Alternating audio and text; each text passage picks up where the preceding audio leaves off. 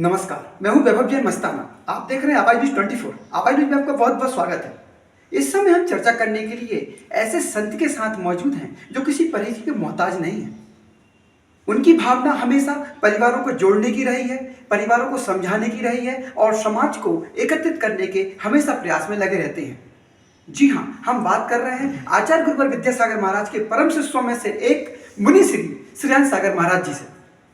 आइए हम चर्चा करते हैं और उनसे जानते हैं, हम उनसे कुछ प्रश्न करते हैं। जी आदरणीय, वो कौन सी परिस्थिति थी जो आपने इतने बड़े त्याग का निर्णय लिया?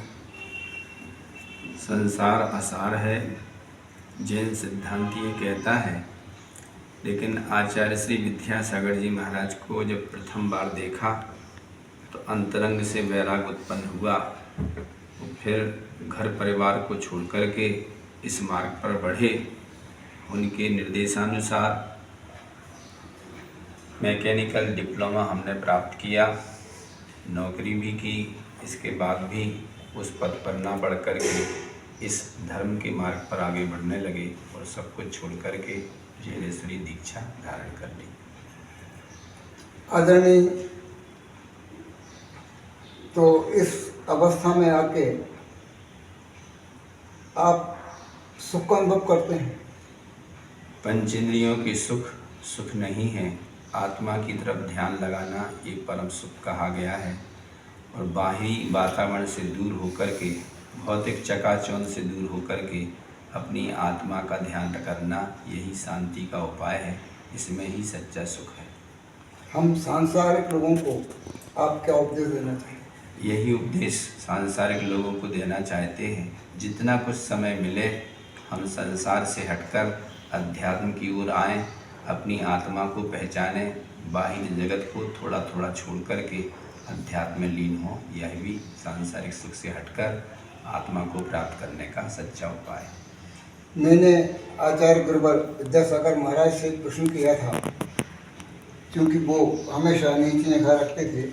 मैंने उनसे प्रश्न किया था कि आचार्य श्री, मैंने ये पढ़ा है पर सरल धर्म नहीं भाई, पर पूरा नहीं समझ में आई, ये कहाँ तक सच है? तो उन्होंने थोड़ा सा निगाह उठा कर मुझे देखा था और कहा था बिल्कुल सच है। तो इस विषय में आप क्या कहेंगे? बिल्कुल सही कहा। आचार्य महाराज सब जीवों पर दया रखते हैं। जैन धर्म का सिद्धांत ही अहिंसा परमो धर्म है। इसलिए कोई भी जीव को पीड़ा होती है तो हमें ये पीड़ा होना चाहिए अंतरंग में। इसलिए किसी भी जीव को पीड़ा ना हो, ऐसा ही कर्म सिद्धांत चलता है। जैन दर्शन में साधु, जो जैन साधु होते हैं, वह मयूर पक्षिका को धारण करते हैं और इस पीछी को परिमार्जन करके कोई भी जीव को बाधा ना हो। रात्रि में चलते नहीं हैं, जब भी उठते बैठते हैं तब इससे परिमार्जन करते हैं, शुद्ध करते हैं, ताकि जीव वहाँ ना हो, हमारे कारण से उन जीवों को कोई बाधा उत्पन्न ना हो। मतलब एक प्रश्न और आता है, जो भगवान एक ही मुद्रा में बैठे हुए जैन भगवान को क्या संदेश दे रहे हैं इस संबंध में? जो जैन भगवान होते हैं, जैन प्रतिमाएं होती हैं, उनकी नासाग्र दृष्टि होती है। उनकी आँखों की दृष्टि नासा के अग्रभाग पर रहती है। इसको नासाग्र दृष्टि कहते हैं।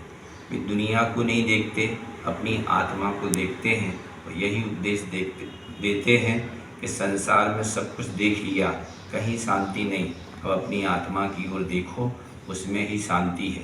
दुनिया में सब जगह पैदल चल लिया, लेकिन पैदल चल करके कहीं भी कुछ शांति नहीं। अपने पैर के ऊपर पैर रख करके, अपने हाथ के ऊपर हाथ रख करके अपनी आत्मा को देखने से ही सच्ची शांति मिलती है। मतलब एक लास्ट प्रश्न और पूछना चाहते हैं, जो मुनिराज जितने भी जैन रहे हैं वो नंग अवस्था में रहे हैं, निर्वस्त्र रहे हैं, उस संबंध में आप क्या संदेश देते हैं? वस्त्र भी एक परिग्रह है, परिग्रह की कोटि में आया है। इसलिए परिग्रह को जब भी हम रखेंगे उसकी चिंता होगी कि हमें इसको धोना है। साधु किसी भी पानी का उपयोग नहीं करते हैं, साबुन सोडे का उपयोग नहीं करते हैं। इसलिए वस्त्र धारण करेंगे तो उनको सुरक्षा हेतु धोना है, सुखाना है, पहनना है। हट जाएंगे तो फिर किसी से याचना करनी पड़ेगी। इसलिए किसी से कुछ भी मांगते नहीं हैं। इसलिए साधु